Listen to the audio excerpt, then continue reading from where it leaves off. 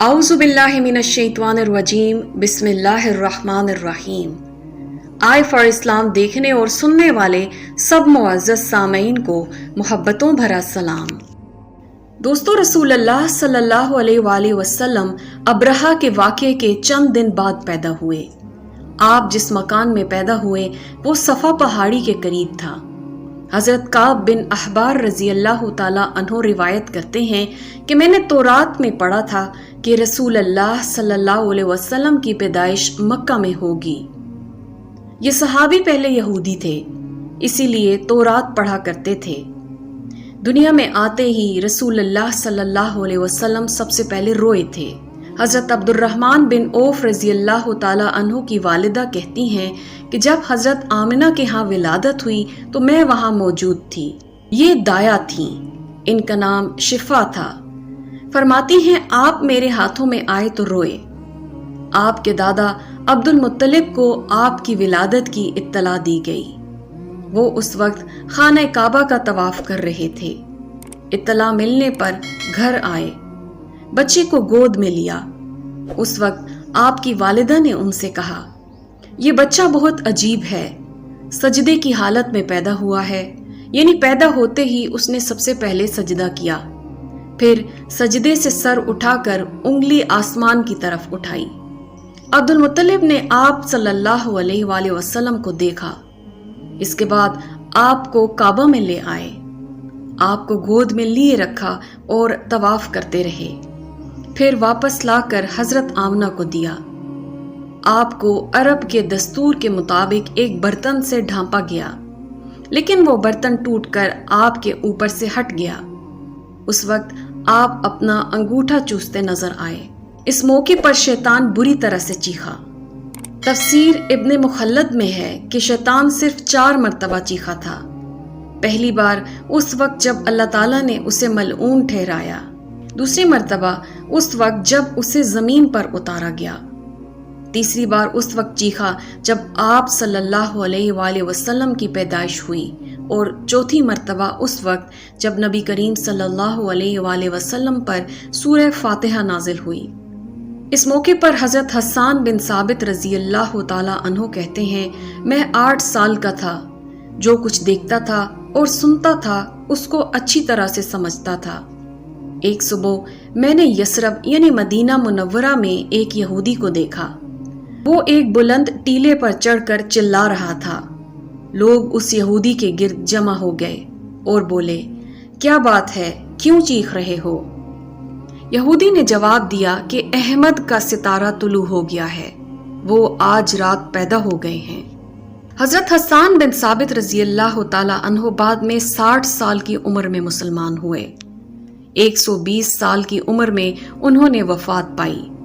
गोया ईमान की हालत में 60 साल जिंदा रहे। वो बहुत अच्छे शायर थे। नबी करीम सल्लल्लाहु अलैहि वसल्लम की अपने अशार में तारीफ किया करते थे और दुश्मनों की बुराई अशार में बयान करते थे। गज़वात के मौका पर अशार के ज़रिए मुसलमानों को जोश दिलाते थे। इसी बुनियाद पर उन्हें शायर रसूल का खिताब मिला था। हज़रत काब बिन अहबार रज़ी अल्लाह ताला अन्हु फरमाते हैं कि मैंने तौरात में पढ़ा है कि अल्लाह ताला ने हज़रत मूसा अलैहिस्सलाम को हज़रत सल्लल्लाहु अलैहि वसल्लम की विलादत की खबर दे दी थी, और हज़रत मूसा अलैहिस्सलाम ने अपनी कौम बनी इसराइल को इसकी इत्तला दे दी थी। इस सिलसिले में उन्होंने फरमाया था कि तुम्हारे नज़दीक जो मशहूर चमकदार सितारा है, जब वो हरकत में आएगा तो वही वक्त रसूल अल्लाह सल्लल्लाहु अलैहि वसल्लम यानी आखिरी नबी की पैदाइश का होगा। ये खबर बनी इसराइल के उलमा नस्ल दर नस्ल एक दूसरे को देते चले आ रहे थे, और इस तरह बनी इसराइल को भी हज़रत सल्लल्लाहु अलैहि वसल्लम की विलादत का वक्त यानी इसकी अलामत मालूम थी। हज़रत आयशा रज़ी अल्लाह ताला अन्हा से रिवायत है कि एक यहूदी आलिम मक्का में रहता था। जब वो रात आई जिसमें हज़रत सल्लल्लाहु अलैहि वसल्लम पैदा हुए तो वो कुरैश की एक मजलिस में बैठा था। उसने कहा, क्या तुम्हारे यहाँ आज कोई बच्चा पैदा हुआ है? लोगों ने कहा, हमें तो मालूम नहीं। इस पर उस यहूदी ने कहा, मैं जो कुछ कहता हूँ उसे अच्छी तरह सुन लो। आज इस उम्मत का आखिरी नबी पैदा हो गया है, और कुरैश के लोगों वो तुम में से है। यानी वो कुरैशी है। उसके कंधे के पास एक अलामत यानी मोहरे नबूवत है। उसमें बहुत ज़्यादा बाल हैं यानी घने बाल हैं, और ये नबूवत की निशान यानी कि अलामत है, ये नबूवत की दलील है। इस बच्चे की एक अलामत ये है कि वो 2 रात तक दूध नहीं पिएगा। इन बातों का जिक्र उसकी नबूवत की अलामत के तौर पर पुरानी कुतुब में मौजूद है। अल्लामा इब्न हजर ने लिखा है, ये बात दुरुस्त है, आप सल्लल्लाहु अलैहि वसल्लम ने 2 दिन तक दूध नहीं पिया था। यहूदी आलिम ने ये बातें बताईं तो लोग वहां से उठ गए। उन्हें यहूदी की बातें सुनकर बहुत हैरत हुई। जब वो लोग अपने घरों में पहुंचे तो उनमें से हर एक शख्स ने उसकी बातें अपने घर के अफराद को बताईं।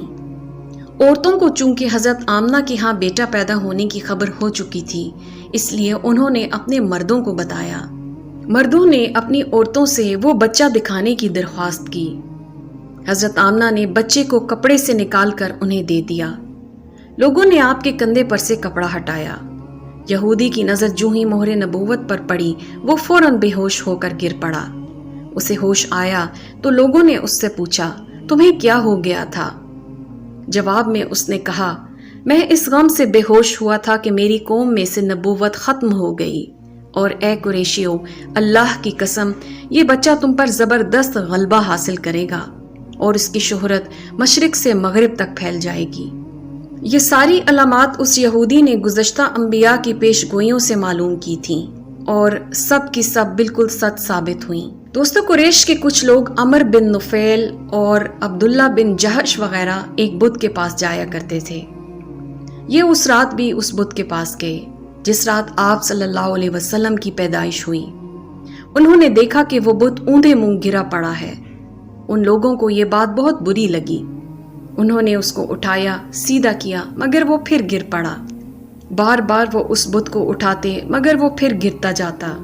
तब उस बुत में से आवाज निकली। ये एक ऐसे बच्चे की पैदाइश की खबर है जिसके नूर से मशरिक और मगरिब में जमीन के तमाम गोशे मुनव्वर हो गए हैं। बुत से निकलने वाली आवाज ने उन्हें और ज्यादा हैरत ज़दा कर दिया। इसके अलावा एक वाकया ये पेश आया कि ईरान के शहनशाह कसरा नौशरवां का महल हिलने लगा और उसमें शगाफ पड़ गए। नौशरवां का ये महल निहायत मजबूत था, बड़े बड़े पत्थरों और चूने से तामीर किया गया था। इस वाक़े से पूरी सल्तनत में दहशत फैल गई। शगाफ पड़ने से खौफनाक आवाज भी निकली थी। महल के 14 किंगरे टूटकर नीचे आ गिरे थे।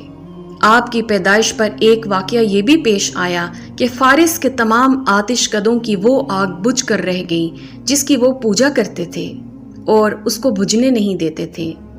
लेकिन उस रात में एक ही वक्त में तमाम के तमाम आतिशकदों की आग आनन फानन बुझ गई। आग के पूजने वालों में रोना पीटना मच गया। दोस्तों, ये थी सीरतुन नबी के सिलसिले में हमारी चौथी वीडियो। उम्मीद है इससे आपकी इस्लामी मालूमात में इजाफा हुआ होगा। आने वाली वीडियोस में हम सीरतुन नबी के मजीद पहलुओं पर बहस करेंगे। अगली वीडियो तक के लिए अल्लाह हाफिज।